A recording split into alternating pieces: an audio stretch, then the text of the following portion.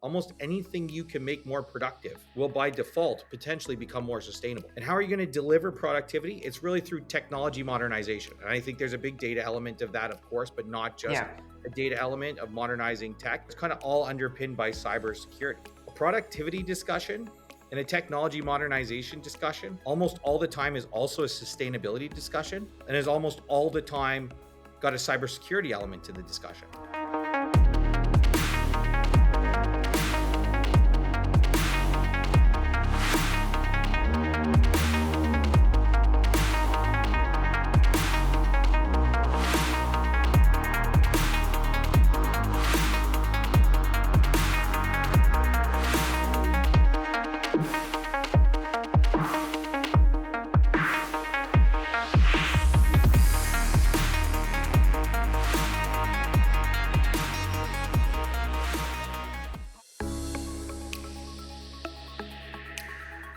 First of all, I want to welcome everyone to TechNation's Back on Track, where we have tech disruptors and innovators joining us on the show, really to share their views on digitalization and tech adoption in Canada.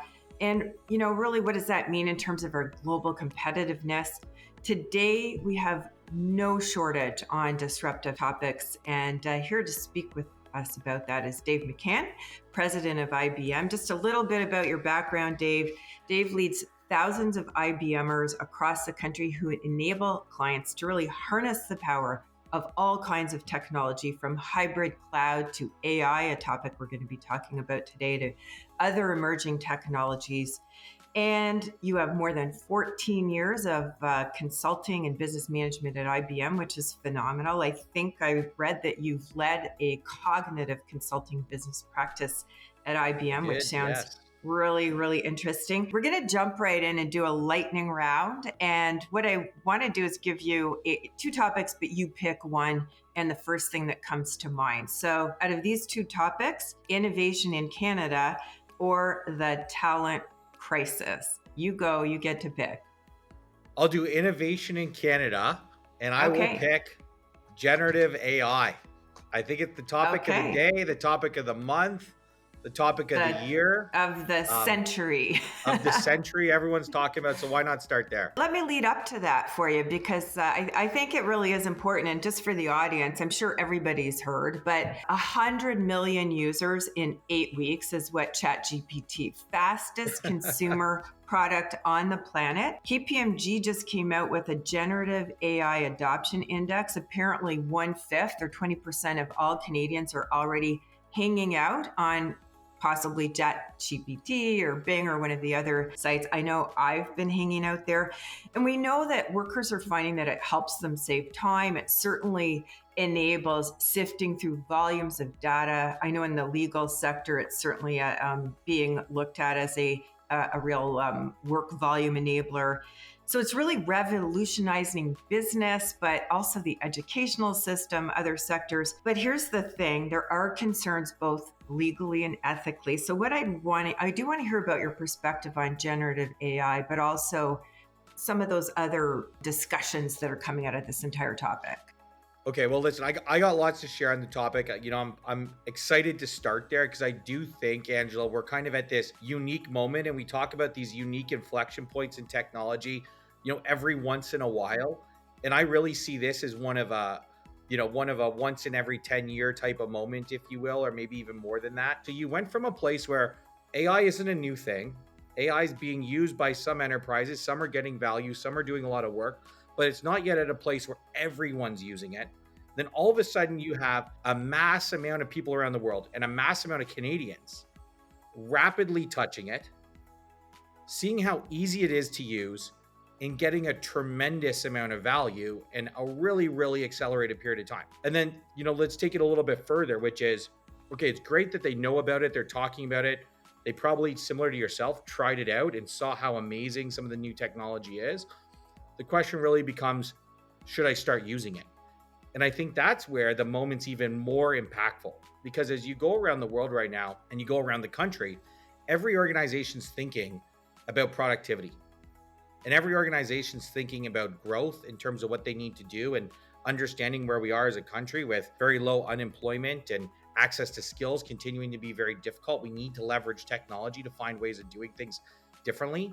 The technology advancement in terms of using generative AI to drive transformative change, really centered around productivity and efficiency, has never existed to this degree before. So we're incredibly excited about it. I think it's going to be something that isn't just talked about or isn't just, asked about in a boardroom, but is realized, heavily over the next 2, 3, 4 years. And we're really excited about this sort of wave in technology advancement. Okay, so we just talked about a topic that everyone's talking about. I'm going to move on to another topic that everyone's talking about. And it happens to be an immense business now. The cost to the economy is $1 trillion a year. Cybersecurity, critical topic globally, critical topic for Canada, certainly on TECHNATION's top priority list right now. We launched a task force a couple of years ago. We have over 70 members and extremely engaged around this space. The whole goal for our task force was really to bring the public and private sector together. There's obviously critical challenges when it comes to talent in this space, but there's also real need, we believe, for the government to harness the power of the tech sector, the innovators we have in Canada, the multinationals, et cetera.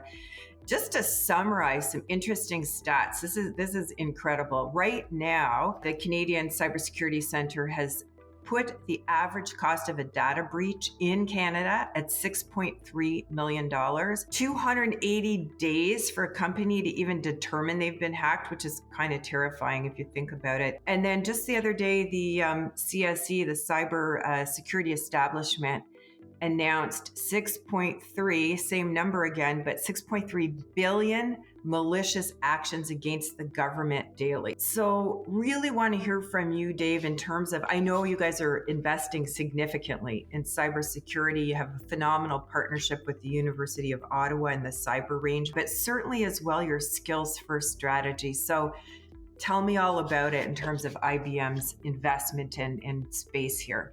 Well, let's start exactly where you took the question, which I think, just to maybe replay it, but I think it's critical, especially as those listening to the podcast today think about it. The scale of the impact is enormous. The amount of bad actors, the amount of activity happening against Canadian organizations, and the cost and scale of the impact. You combine all three of those together, and the problem continues to just skyrocket in terms of its urgency, its need for action, etc. So that's kind of data point number one. Data point number two I go to, Angela, is, and you'll see this theme with me every time we get together, we talk about this, but I'm really big on the ecosystem in Canada coming together. I don't think some of these large challenges that we as a country and us all around the world are facing are something that one person, one organization, one team, one working group can solve. And I love what you're doing about bringing government and industry together. I think there's a massive opportunity.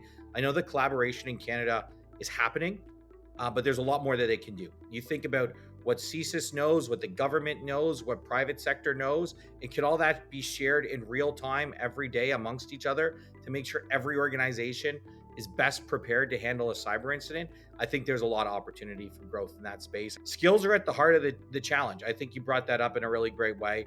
And what we're doing is really expanding the horizon of who is really an individual that can join our team or join our client's team to work on cybersecurity together. And I think, more broadly than cybersecurity, but a big philosophy of the IBM company is we're definitely in a place where we do not think every single employee of ours or every person we hire to grow together with us needs to have a university or college education. We think there's a massive opportunity for people that may not have that level of education, but have a different level of experience, training, micro-credentials, certifications, the right sort of core philosophy and interest to join the IBM company. And that's really been helping us scale and grow significantly. I'm going to move on to where we started, actually, which is a topic that I spend a lot of time researching right now, which is sustainability. The piece that I find really kind of, I guess, terrifying is the word right now as we face the weather that we're looking at. The United Nations Intergovernmental Climate Change Report came out in March. They don't think we're actually going to wait until 2050 to hit these high numbers of global warming. We're kind of accelerating right towards 2.0. And so we're sitting in a situation right now where the world has to come together. You've been talking a lot about collaboration between governments and technology. There's certainly a big focus on ESG and environmental social governments around this space. And really, how do we get companies as well from an ESG perspective to get to that net zero? So would love to hear your thoughts on, does data interoperability play a role in sustainability? What's IBM's journey towards net zero, and any insight that you have in this space, Dave? Okay, well, I've got a lot to share on the topic. So maybe I'll share 2 or 3 key data points, kind of warm things up a little bit, Angela, and then poke me and take me wherever you want. But I think one of the things I'm most excited about on this topic is the fact that Canadian CEOs, enterprises all across the country, are prioritizing sustainability in a more accelerated way than they've ever prioritized it before. It all comes down to, at the end of the day, an element of business, right? If CEOs and enterprises are going to prioritize it, it's got to have real business benefit. About 80% of the CEOs we're talking to actually see material benefit from a dollar that they invest towards a sustainability objective. So do I think it's going to get prioritized? Do I think projects will get accelerated? Yes, because not only are they important, but they're also going to drive material business benefit for the organizations that are thinking about them. I think the third thing is it's no longer just a sustainability dialogue. It's about productivity. And how are you going to think about productivity? They're tightly connected. Almost anything you can make more productive will by default potentially become more sustainable. And how are you going to deliver productivity? It's really through technology modernization. And I think there's a big data element of that, of course, but not just a data element of modernizing tech. And I think, to kind of wrap your other question together, it's kind of all underpinned by cybersecurity. So if you think about it, right now, which I'm really excited about, is a productivity discussion and a technology modernization discussion almost all the time is also a sustainability discussion, and is almost all the time got a cybersecurity element to the discussion. So if you think about prioritizing the energy of TECHNATION, prioritizing the energy of IBM, our partners, our ecosystem, our clients, it's all in those 4 directions. And I think that to me has really created this compelling moment. Now, I do think, I'll be critical for a second. We have to get more work done faster, all of us together. And whether that's Canadian organizations working with other Canadian organizations, whether that's Canadian organizations working with global organizations, whether that's pushing different elements of the data topic, whether that's pushing different elements of the standards topic, whether that's pushing different elements of the energy transition discussion. It's a problem bigger than a company and bigger than a federal or provincial government. It really requires all of us coming together. Well, I really thank you. Appreciate all your comments and your ideas. The shared resources idea is certainly something we've actually spoken to our government colleagues about when it comes to cybersecurity. And they're even discussing ideas like creating the equivalent of a reserve force, where the military has members who work in business but also support the military. We almost need something similar in the space of cybersecurity. That's a great idea, actually. Yeah, it's pretty interesting. And so, to your point, it's going to take a lot of collaboration, creativity, and really looking beyond our own specific competitiveness to a larger end goal, I think. So I think on that note, I'm ready to wrap up. This has been such a high energy conversation with Dave McCann. It's not surprising. We always have good conversations thanks like for having this. Me. Yeah, it's a lot of fun. I'm happy to do it anytime, Angela, for everyone listening. Thanks for spending the time with us. It's always a pleasure. There's so much to talk about. I've already got a list, okay, that when you invite me back next time, maybe we'll start on quantum. We'll go deeper on Gen AI, Watson X. I can't wait. Yeah, good. Look forward to it. Thanks for all your time, Dave. And thanks everybody for joining us.